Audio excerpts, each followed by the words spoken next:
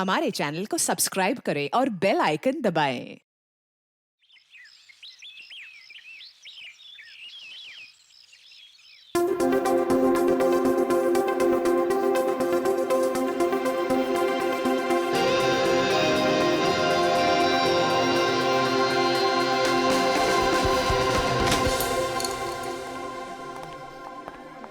चलिए, फिनिश्ड आपका कॉन्सेप्ट। ये क्या मेरी वसीयत पे ऑटोग्राफ लेने आया है? ये आपकी वसीयत नहीं, ये मेरा फ्रस्ट्रेशन है।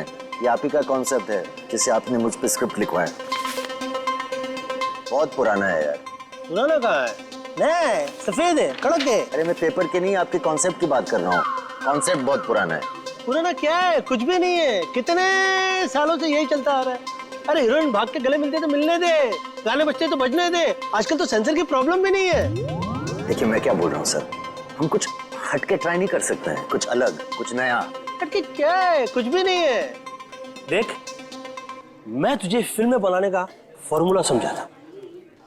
यहां से हम लोगों ने हॉलीवुड का रोमांस लिया, अब वहां से जापानीज फिल्म की हम लोगों ने कहानी ली। अब परायों से इतना ले रहे हैं तो अपनों को छोड़ेंगे? कैसे छोड़ेंगे? पकने दे। अब मैं इसमें कॉमेडी डाल रहा हूं। ये कॉमेडी, ये कॉमेडी, ये कॉमेडी। एनीवे देखिए सर, मैं बहुत डिप्रेस्ड हूँ। मेरा अभी अभी ब्रेकअप हुआ है, मेरा दिल टूटा हुआ है। मैं आपकी कॉमेडी फिल्म नहीं लिख सकता हूँ। तो दिल टूटा है ना, पेन कहाँ टूटा है? मैं तुझे आइडिया देता हूँ। एक विलन वहां से चल के यहां आके और एग्रीमेंट पे साइन करने के लिए कहता है। सामने वाली पार्टी तैयार नहीं।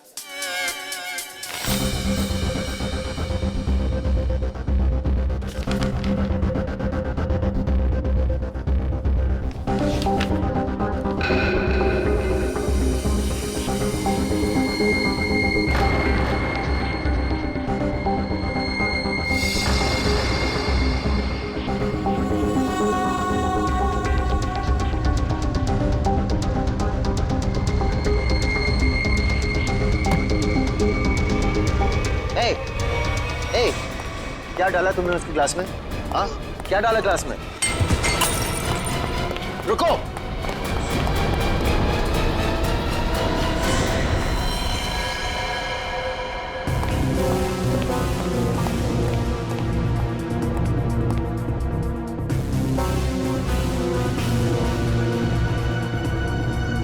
ये तो उस आदमी ने इसे मारा है। मैंने अपने आंखों से देखा। उसने इसके ग्लास में जहर डाला था। तो क्या करे?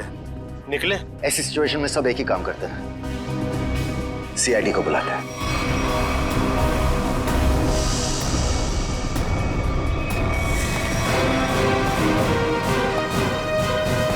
Yes sir. सर मैंने ही फोन किया था। Mister UD, yes. आपके और अरमान जी के सामने मारा है। मुझे पता नहीं, इन्होंने देखा है। इन्होंने देखा। इन्होंने? मिस्टर यूडी, हमने सुना है कि आप कहानी वगैरह भी लिखते हैं। जी सही सुना आपने। मैं कहानियां लिखता हूँ लेकिन आइडियाज ये देते हैं। ये वाला मेरा नहीं था। क्या हुआ? ये खूनी कचरा है। मिस्टर यूडी, आपने इस आदमी का खून होते हुए देखा? जी, उस लड़के ने इनके जूस में कुछ मिलाया था। ये लैपटॉप उसी का है, छोड़ के भाग गया। भागते चोर की लंगोटी छोड़ गया? मतलब चोर निकल लिया, लंगोटी छोड़ गया। इसमें तो कुछ भी नहीं, खाली। कमाल है, हिम्मत तो देखो उसकी। इतने लोगों के सामने जूस में जहर मिला के मार डाला इसे, और फिर यहाँ से भाग भी गया। सर मैंने उसे पकड़ने की कोशिश की लेकिन वो... अरे राइटर पेन पकड़ सकते हैं, मुझे नहीं। छोड़िए, हम लोग निकले हैं। हाँ, आप लोग जा सकते हैं, मगर जरूरत पड़ी तो आप दोनों को फिर मिलना पड़ेगा। मेरी तो नहीं पड़ेगी, शायद इनकी पड़ जाए। राइटर है, लिख के देगा। कर ली। सर, हम लोग यूडी जी का फोन नंबर और एड्रेस लेके आते हैं। अरमान जी, अरमान जी, हाँ, अरमान जी, आप तो रियल लाइफ में भी स्टार है। Thank मैं आपका बहुत बड़ा दीवाना हूँ। वो तो आपकी एज से नजर आ रहा है। अब मैं बचपन से आपकी फिल्में देखते आ रहा हूँ। तो फिल्में डिस्कस कीजिए ना, एज क्यों डिस्कस करना है? कितने बढ़िया डांस करते हैं आप। Thank you so much. देखिए, यहाँ पे कोई मर गया है और आपको इनकी डांस की पड़ी हुई है। अब अरमान जी, ये कौन है? इन्होंने मेरी फिल्म लिखी है, ये यूडी है। ओह, फिल्म आपने लिखी है? जी। Very good, very good. अरे, फिल्मों में गाने वाले डाले हैं कि नहीं? Of course. मुझे बहुत सारे गाने चाहिए। सर का डांस हमें बहुत पसंद है सर। हाँ, अरमान जी, अगर आपको क्राइम फिल्म में किसी जांबाज पुलिस ऑफिसर की जरूरत पड़ेगी ना, तो मुझे बुला लेना। मुझे अच्छा डांस करना भी आता है। दिखाओ दिखाओ। जो देखा ना, वो काफी है। हम निकले। अरे, कहाँ जा रहे हैं आप? अरमान जी, वैसे आप यहाँ क्यों आए थे? हम लोग की फिल्म हैप्पी एंडिंग के प्रमोशन के लिए आए थे, जो कि 21 नवंबर को रिलीज हो रही है। सुपरहिट फिल्म है, कॉमेडी है, धमाल है, बेमिसाल है। अपने परिवार के साथ देखना जरूर देखूंगा। मैं अपनी वाइफ को साथ में लेके जाऊंगा और स्क्रीन के सामने डांस भी करूंगा। आप सीआईडी है ना? हाँ, आपको कोई शक है क्या? नहीं, हमारी तरफ से आप सबको शुक्रिया। आपकी वजह से हम सब सेफ हैं। वो तो है। निकले। चले। अरे, एक सेकंड। जरा बताइए ना कि अगली बार आपसे कब मिलेंगे? 21 नवंबर को अपनी नजदीकी थिएटर में। आपका फोन नंबर और एड्रेस चाहिए था। This is my card. Best luck for your film. Thank you so much. Best luck sir. Thank you so much. कर लिए।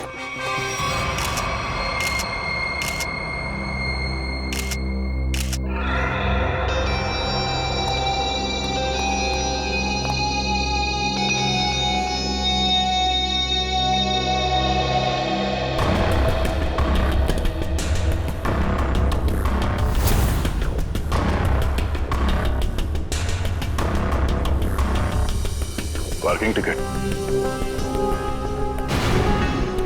प्रतीक, ये आदमी यहाँ होटल में ठहरा था या कहीं बाहर से आया? नहीं सर, ये हमारे होटल के गेस्ट नहीं है, कहीं बाहर से आया था। ये जो लड़का भागा है, उसका चेहरा तो देखा होगा ना आपने? हाँ सर, देखा है। उसका स्केच बनवाइए जरा। Okay sir. और ये पार्किंग टिकट है, मतलब किसी गाड़ी से आया था। देखो जरा। जी सर। इस पे जो गाड़ी का नंबर लिखा हुआ है ना? जी। देखो गाड़ी कहाँ पे है। जी सर। फ्रेडी, वॉचमैन से पता करो जो आदमी यहाँ से भागा था वो यहाँ से बाहर गया कैसे। Yes sir.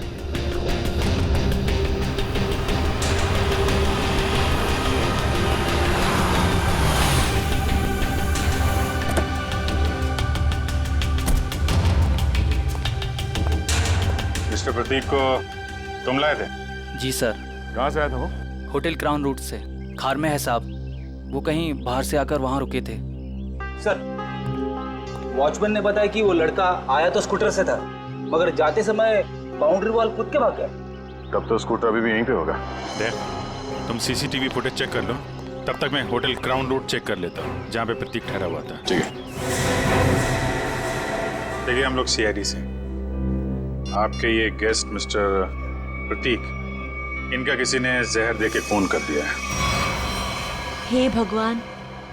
मैडम, हमें आपके इस गेस्ट के बारे में वो सारी जानकारी चाहिए जो आप लोगों के पास है। सर, मिस्टर प्रतीक दिल्ली के रहने वाले हैं और यहाँ बिजनेस के सिलसिले में वो हमेशा आते जाते रहते हैं और वो जब भी आते हैं हमारे होटल में रुकते हैं। हमें मिस्टर प्रतीक का कमरा दिखाइए।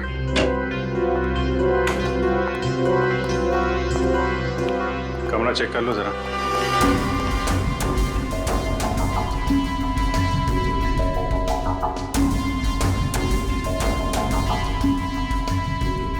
काफी भारी है सर, ऐसा लग रहा है इससे प्रतीक जी वो पूरे 1 साल का कपड़ा पैक करके आते थे।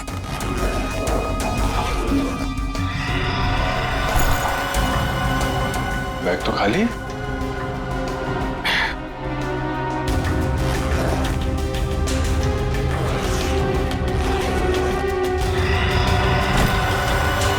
खाली बैग और बैग तो भारी है।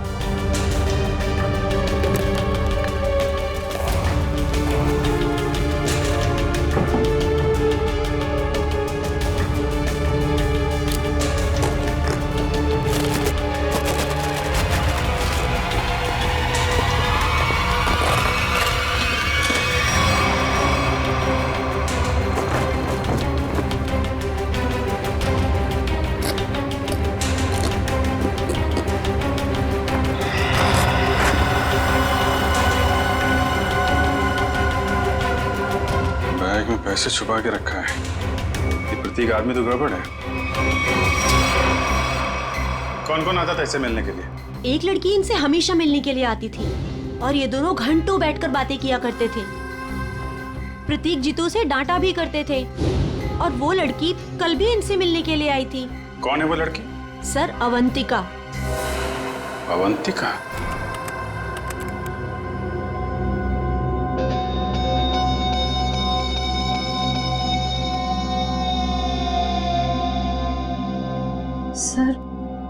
सर वो स्कूटर काफी देर से वहीं पर है। हाँ श्रेया, ये स्कूटर खुनी का हो सकता है। बजा, जरा इस फुटेज को और पीछे से प्ले करना।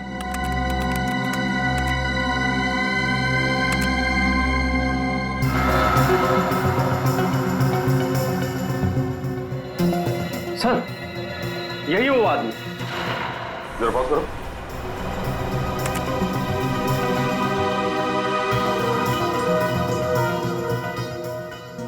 सर, ये तो वही आदमी है। हाँ श्रेया, स्कूटर का नंबर लेकर आरटीओ से पता करो ये स्कूटर किसके नाम से रजिस्टर्ड है और उसका एड्रेस है क्या। तो आप दोनों साथ में रहते हो और वो यहाँ काम करता है? यस सर, यही काम करता है Ketan. Hello sir, welcome. Ma'am, हम लोग सीआईडी से और एक जांच के सिलसिले में यहाँ आए हैं। ये आदमी केतन यहाँ पे वेटर है ना? हाँ सर, ये तो केतन ही है। इस केतन ने एक आदमी को जहर देके मार डाला और अब फरार है। इसी की तलाश में हम लोग यहाँ पर आए हैं। लेकिन सर, ये तो काम छोड़कर जा चुका है यहाँ से। पर केतन किसी का खून नहीं कर सकता। एक मिनट, वो कुछ दिन पहले काम छोड़ चुका है? हाँ मैम, ये एक दिन ड्यूटी के बीच में से ही चला गया था और फिर लौटकर आज तक नहीं आया। कहाँ चला गया वो? सर, एक लड़की थी, मतलब शायद है, उसके साथ गया था वो। कौन लड़की? सर, एक कस्टमर थी हमारी। करीब 1 महीने पहले से उसने हमारे कॉफी शॉप में आना शुरू किया था। वो रोज आती थी।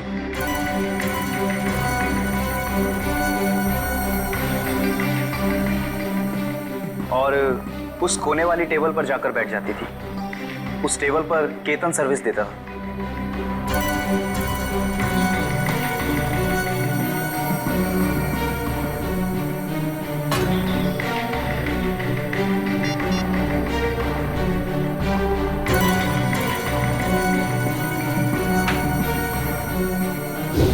सर, केतन ने उसका नाम भी बताया था हमको।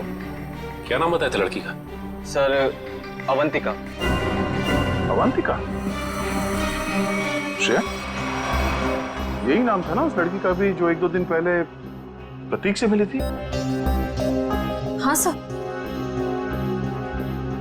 फिर क्या हुआ? लेकिन अजीब बात यह थी कि वो लड़की एक दिन आदमी से मिलती थी और दूसरे दिन एक औरत से। दोनों से अलग अलग घंटों बातें करती थी, मगर कभी भी दोनों से एक साथ नहीं मिली वो। उन तीनों ने अचानक ही आना बंद कर दिया। अवंतिका की राह देखते देखते केतन निराश हो गया। किसी काम में उसका मन ही नहीं लगता। Ketan, what's wrong with you? तुम्हें हो क्या गया अचानक? तुम ना ही तो पहले की तरह सर्विस देते हो और ना ही ऑर्डर ठीक से लेते हो। और तो और तुम उस टेबल पर लोगों को बैठने से मना क्यों करते हो? Sorry ma'am. देखो, सॉरी वॉरी यहाँ नहीं चलेगा। तुम्हें काम करना है तो ठीक से करो, वरना छुट्टी लो।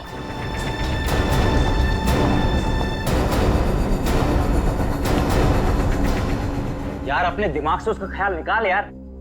अवंतिका ने वो टेबल खरीद नहीं लिया है, ना ही हमेशा के लिए रिजर्व किया है। यार, एक कस्टमर थी, अब नहीं है। बस नहीं यार, मैं उसे भूल नहीं पा रहा हूँ। उसने कुछ बताया भी नहीं और अचानक से गायब हो गई।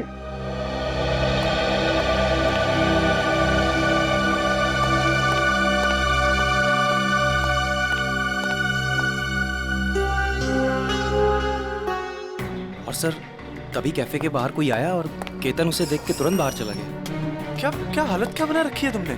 शायद वो अवंतिका ही थी, शॉल से अपना चेहरा छुपाए हुए। और केतन सब कुछ छोड़कर उसके पीछे भाग गया।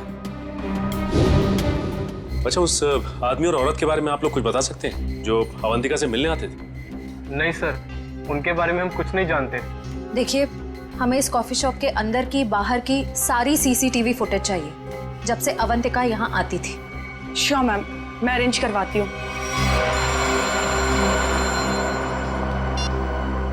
डॉक्टर साहब,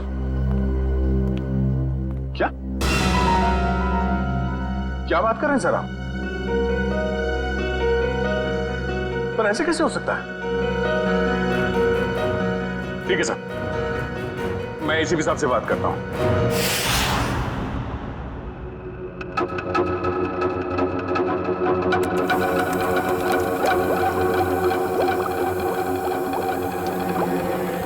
अरे आप ये क्या कह रहे हैं डॉक्टर साहब? हमारी जांच गलत दिशा में चल रही है। बिल्कुल गलत दिशा में चल रही है।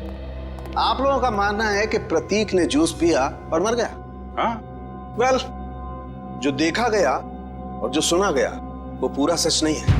प्रतीक ने जो जूस पिया था उसका केमिकल टेस्ट करने के बाद हमें ये पता चला कि उसमें कोई जहर नहीं था, बल्कि एक ड्रग था।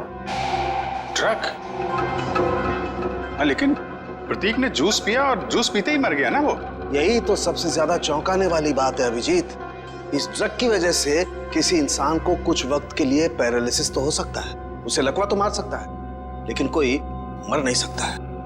तो फिर इसकी मौत हुई कैसे? अभिजीत, प्रतीक का खून प्रतीक के खून नहीं किया। लो, फिर शुरू हो गए पहली पे पहली। अरे साफ साफ बताइए ना सर। साफ साफ बताता हूं, आओ मेरे साथ, आओ।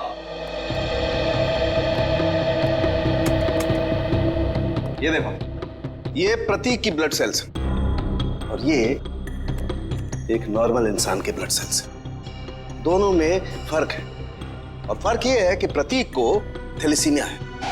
थैलेसीमिया जो हीमोग्लोबिन की गड़बड़ी से होता है? बिल्कुल अभिजीत। और ऐसे रोगियों को जिंदगी भर किसी स्वस्थ इंसान की खून की जरूरत पड़ती है, और हाल ही में किए गए ऐसे ही किसी ब्लड ट्रांसफ्यूजन ने प्रतीक की जान दी। ओह, मतलब हाल ही में जो प्रतीक को खून दिया गया था उस खून में गड़बड़ी थी। बिल्कुल, और इस खून में टॉक्सिन्स मिलाए गए थे।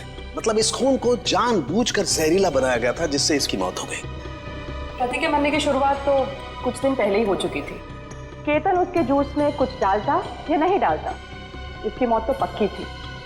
पर इसका मतलब खूनी केतन नहीं, कोई और है। हाँ, लेकिन केतन ने भी तो इसे पैरालाइज करने की कोशिश की थी। अब ये कौन है जिसने इसकी बीमारी का फायदा उठाया और इसकी जान ले ली? एक आदमी और दो दुश्मन। हाँ जी, मुझे 1 महीने के सारे कॉल रिकॉर्ड डिटेल्स चाहिए, और खास करके 24 घंटे के।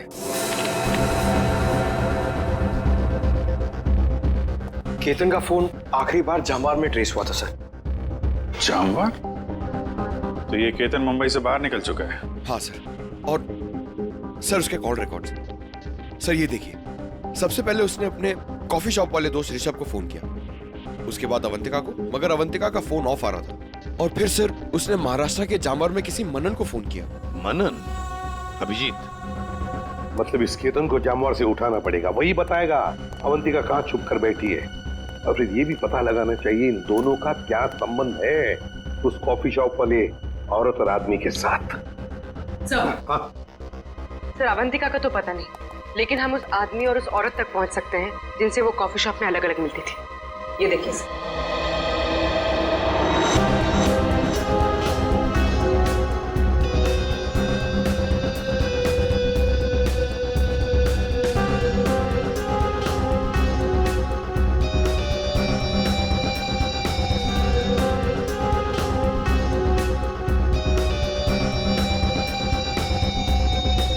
ये लोग तो काफी अमीर दिखते हैं सर, फिर भी यहाँ आने के लिए अपनी कार की बजाय टैक्सी का इस्तेमाल किया है। वही तो अभिजीत, ये टैक्सी के नंबर प्लेट से उनके ड्राइवर्स का पता चल जाएगा, और ये ड्राइवर्स हमें बताएंगे इस अमीर आदमी और औरत के बारे में। क्या गलती की साहब, मुझे क्यों बुलाया है? देखो, तुम लोगों से कोई गलती वलती नहीं हुई, कोई भी गलती नहीं हुई। बस हम सिर्फ कुछ जानना चाहते हैं। ये देखो, ये औरत और ये आदमी क्या इन लोगों को तुमने कभी देखा है? तुम जानते हो इन्हें? ये दोनों भी पिछले महीने कुछ दिनों तक ग्रैंड मोटर्स होटल में आते जाते रहते थे। ये आदमी, इसे तो मैं जानता हूँ। ये तो एक बार मेरे टैक्सी में बैठा था। कौन है ये? कहां से बैठा था तुम्हारे टैक्सी में? कौन है ये साहब, मैं नहीं जानता हूँ, लेकिन पिछले महीने जुहू सर्कल पे एक कॉलोनी से इसे मैंने उठाया था सुबह सुबह। इसके पास 1000 रुपया था साहब। मेरा भाड़ा 390 रुपया था। मैंने इसे 600 रुपया वापस कर दिया, लेकिन ये 20 मिनट तक 10 रुपए के लिए बकबक करता रहा। फिर बाद में मैंने साहब इससे 10 रुपया लेके उसको दिया था। हाँ सर, याद है। अभी तक इसने 10 रुपए दिए भी नहीं मुझे। कुछ बता सकते हो ये रूम में कहाँ रहता है? ये तो मालूम नहीं है साहब, लेकिन जाते जाते इसने कहा था कि मेरा तो इधर रोज का आना जाना है। अगर ऐसे ही मैं 10-10 रुपए डेली छोड़ता जाऊं तो महीने का 300 रुपया हो जाएगा। पैसे वाला आदमी था साहब, लेकिन 10 रुपया के लिए बहुत चिक-चिक किया साहब, बहुत चिक-चिक किया एकदम। ठीक है, चलो हमारे साथ।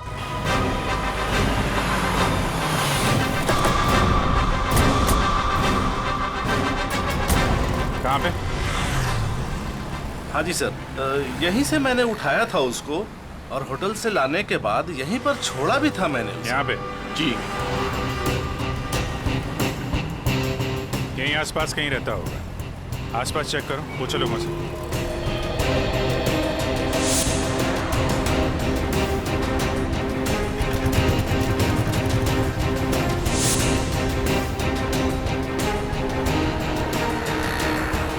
अरे भाई साहब, जरा देखना इस आदमी को पहचानते हैं क्या आप? अरे साहब, अभी हमें 5 गाड़ियां और धोना, मेरे पास बिल्कुल टाइम नहीं है। अरे यार, थोड़ा टाइम निकालो ना काम से, लोगों की मदद भी क्या करो भाई। ठीक है साहब, लाइए दिखाइए फोटो। ये देख। अरे ये तो अपने निरंजन साहब हैं। निरंजन साहब? हाँ साहब, ये यहीं तो रहते हैं, वो सामने वाले दूसरे बंगले में, बंगला नंबर 707। और हाँ साहब, इनकी तीनों गाड़ियां रोजाना मैं ही धोता हूँ। अच्छा, थैंक यू वेरी मच। 707 ना? जी हाँ, 707। Thank you.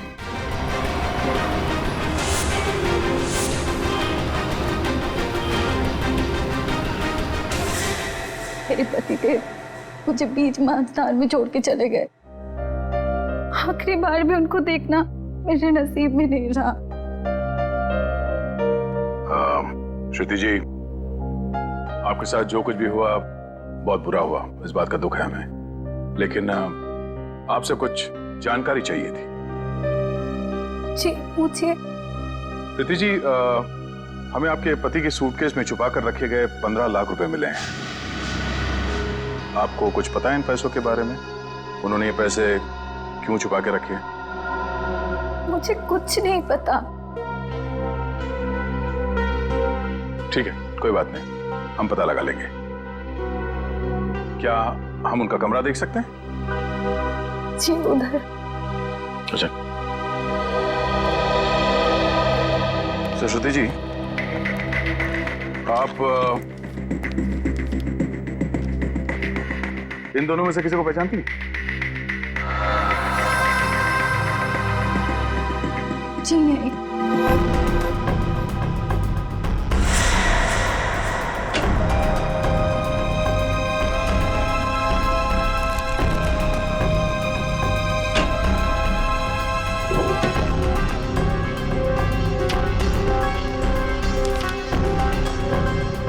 ये प्रतीक ऐसा क्या काम करता था कि अलग अलग अकाउंट से इतने सारे पैसे आए यहाँ पे?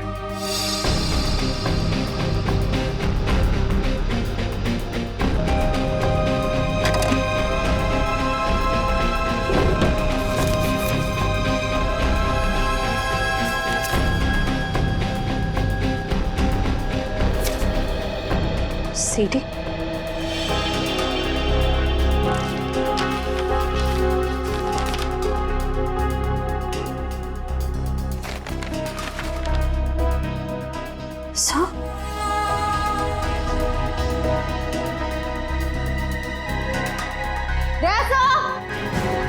आशा, ये देखिए।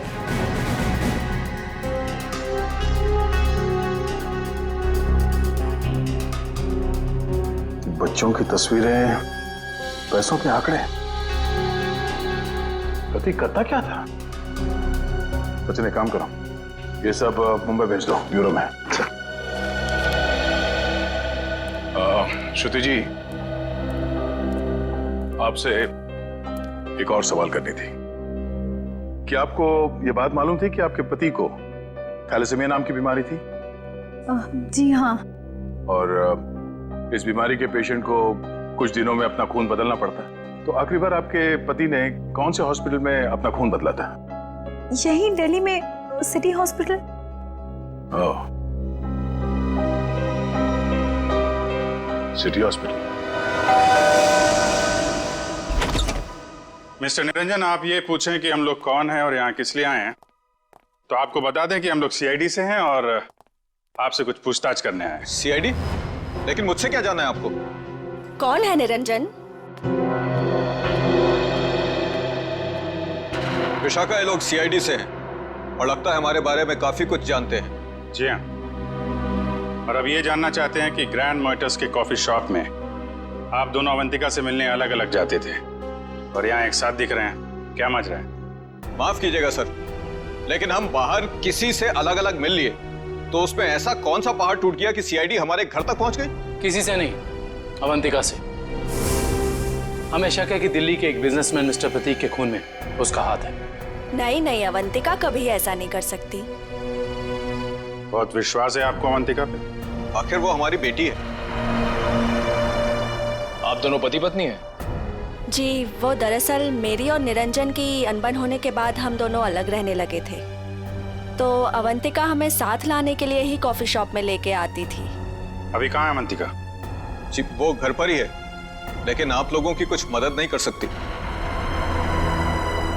हमें अवंतिका से मिलना है। आइए।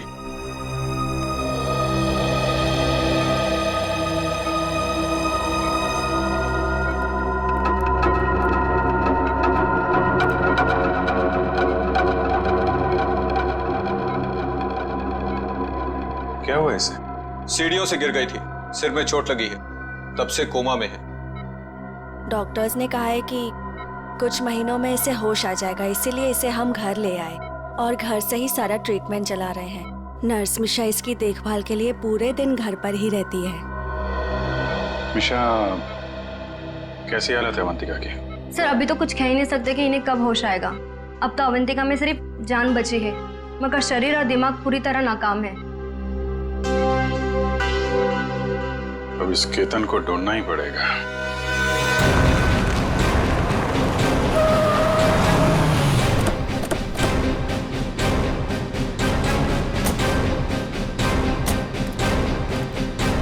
सुनिए जी, ये मनन कहाँ पे? वो वहां पे।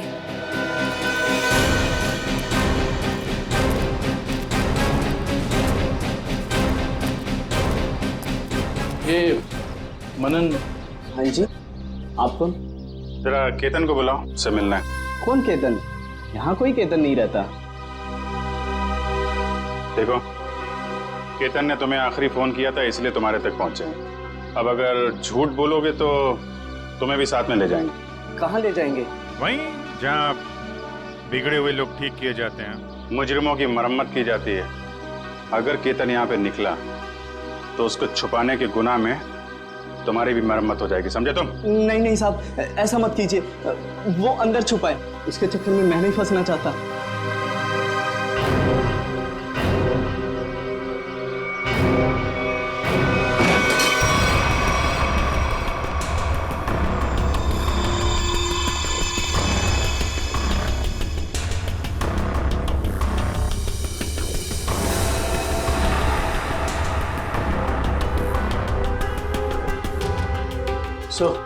यहाँ तो सब बंद है, यहाँ से भागना तो नामुमकिन है।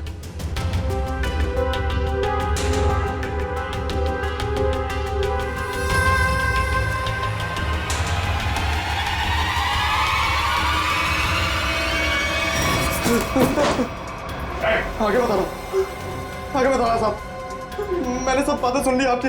अगर आप आगे आए तो मैं खुद को मारूंगा साहब।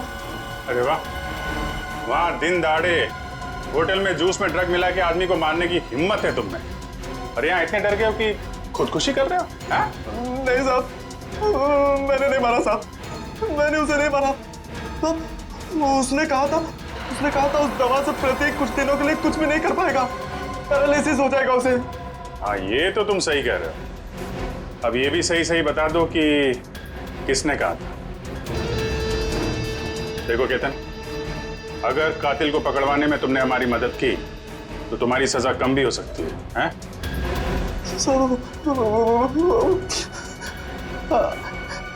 अवंतिका ने कहा था सर। ठीक है, पहले अपना ये चाकू दो। लाओ चाकू दो। आजा। कुछ नहीं होगा तुम, चाकू दो। आजा। लाओ लो। अब आजा। आ जाओ।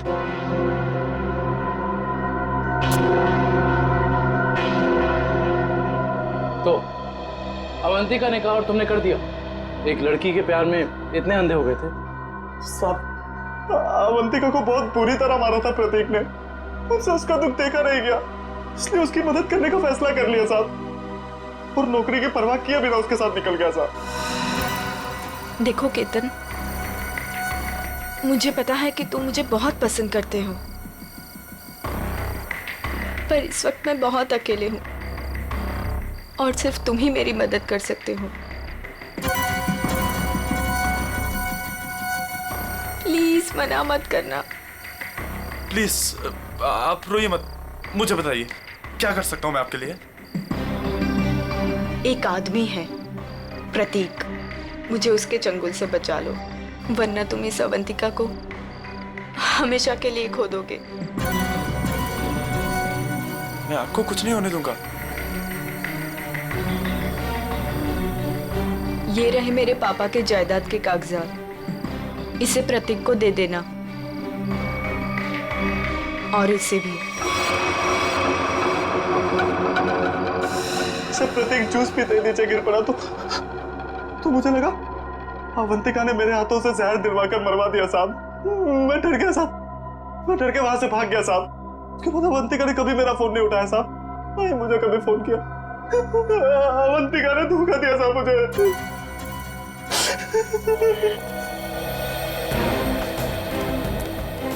सर, ये प्रतीक आखिर अवंतिका से चाहता क्या था? ये तो तय है कि दोनों के संबंध ठीक नहीं थे, लेकिन असली कहानी क्या है ये तो अवंतिका के होश में आने के बाद ही पता चलेगा।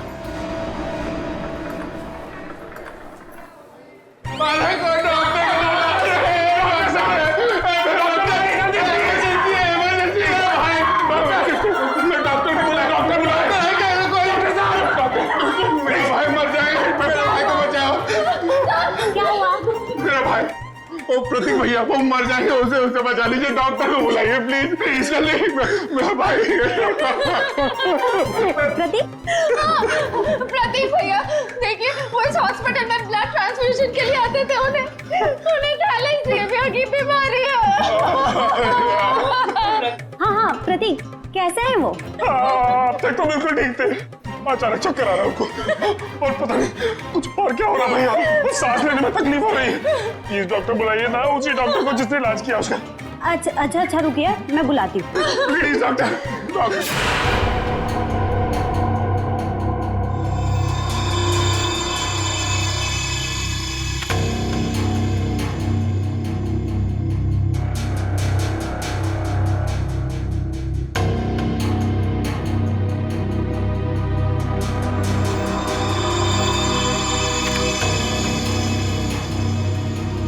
प्रतीक ने इन बच्चों की फोटो काफी संभाल के रखी थी। सर, प्रतीक ने ऐसा किया क्यों होगा? कुछ तो खास है इन बच्चों में, वरना इतने सारे बच्चों की फोटो हैं, छुपा के नहीं रखता वो। सर, वो पेशेंट प्रतीक, उसके रिश्तेदार आए हैं, उसकी तबीयत खराब है, वो आपसे फिर से इलाज कराना चाहते हैं। सर, इन सारे बच्चों के बारे में बहुत ही खास बात पता चली है। वो क्या? सर, ये सारे बच्चे 1997 और 2001 के बीच गायब हो गए थे।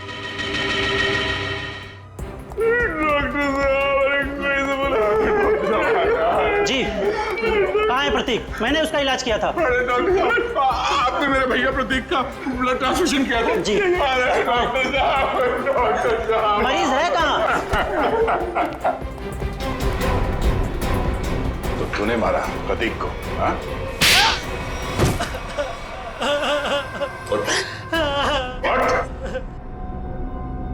कौन है आप लोग? सीआईडी। अब फटाफट बकना शुरू कर, वरना बताता हूँ।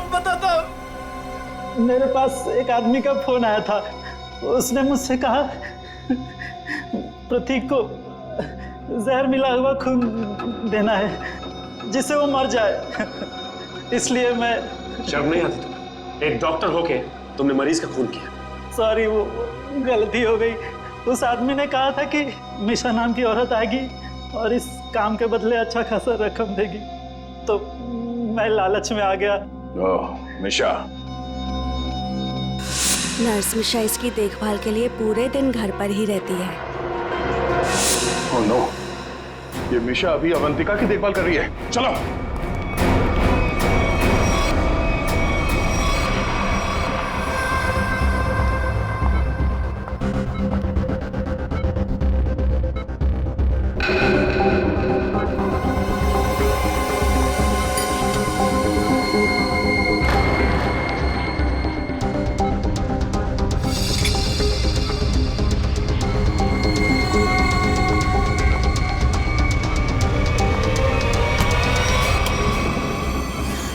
तो ये है तुम्हारा असली रूप। एक ऐसी लड़की को मारना चाहती हो जो बेचारी कोमा में है। ये क्या कह रहे हैं आप? मैं तो बस विटामिन का इंजेक्शन दे रही थी। विटामिन का इंजेक्शन है? आप भी काफी कमजोर दिख रही हैं। इनको लगा दो विटामिन का इंजेक्शन। निखिल जरा हेल्प करो। जरा चल हाथ दे। नहीं नहीं, मुझे इंजेक्शन मत दो। नहीं, छोड़ो मुझे। विटामिन का एक नहीं नहीं, इसमें जहर है। छोड़ो मुझे, जहर है इसमें।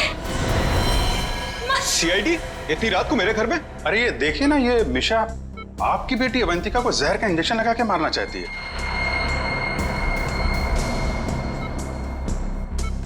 आपकी बेटी अवंतिका आपकी बेटी? सही कह रहा हूं ना मैं? क्या मतलब है आपका? Thank you very much sir, ये तो कंफर्म हो गया।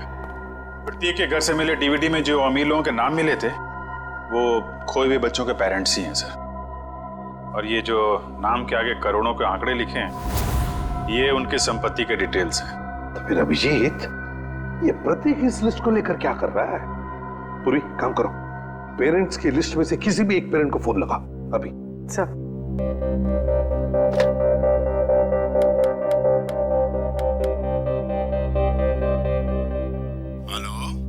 Hello mister Kumar. हाँ जी, मैं सीआईडी से बोल रही हूँ। हमें आपसे कुछ बात करनी है।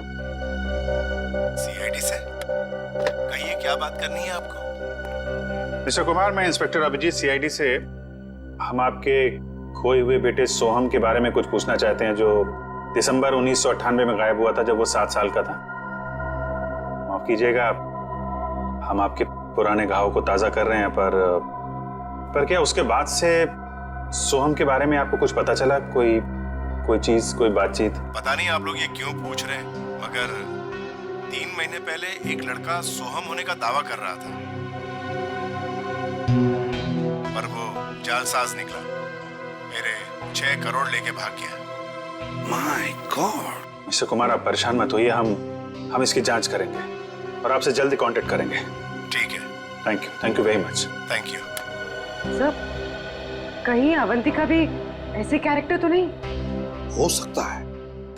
हमें सब कुछ पता चल चुका है निरंजन जी। जिन अमीर परिवारों के बच्चे बचपन में खो जाते थे, ये प्रतीक अपने आदमी वहां बेचता था, उनके खोए हुए बच्चे बना के, ताकि पैसे कमा सके। उसके घर से हमें आपका नाम मिला है। आपकी बेटी अवंतिका 9 साल की उम्र में खो गई थी, उसके बाद कभी नहीं मिली। ठीक कह रहा हूं मैं? हाँ, मुझे शुरू से मालूम था कि ये लड़की मेरी अवंतिका नहीं बल्कि रीता है, लेकिन इसे झुटलाने का कोई सबूत नहीं मिल रहा था मुझे। एक दिन मैंने इसका पीछा किया। जब सच्चाई सामने आई तो मेरे पैरों तले से जमीन खिसक गई।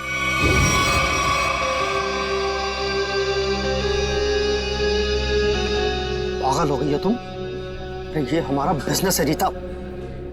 हम उन अमीर लोगों को लूटते हैं जिनके बच्चे उनसे काफी पहले बिछड़ चुके हैं। कुछ देर के लिए नकली ही सही, लेकिन उनको उनका बच्चा तो मिल जाता है ना, और हमें उनकी दौलत। प्रतीक जी मुझे माफ कर दीजिए, मुझसे अब और ये नाटक नहीं होगा। कैसे नहीं हो सकता? 55 करोड़ रुपए का प्लान है।